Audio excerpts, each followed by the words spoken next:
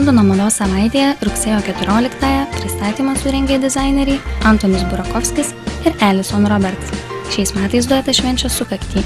Jau 25 metus jie kuria kartu. Pavasario-vasaros sezonai dizaineriai siūlė abstrakčius raštus, ryškiaspalvę paletę, lengvai krintančius siluetus. Visą tai kūrė subtiliai eklektišką, egzotišką kolekcijos įvaizdį. Nepaisant to, jog dizaineriai kuria jau daugiau nei 20 metų, žmonės dažnai suklysta manydami, kad jie naujokai mados pasaulyje.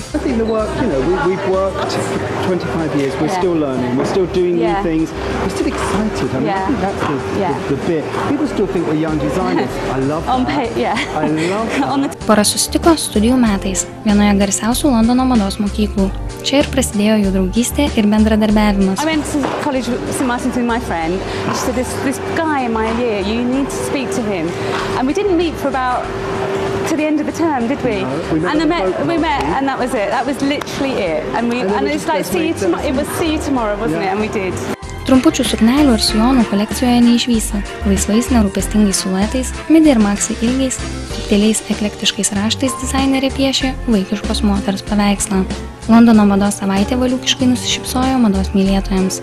Pavasariniai vėjai spintas atpūs spalvų margumynus ir žaismingus raštus.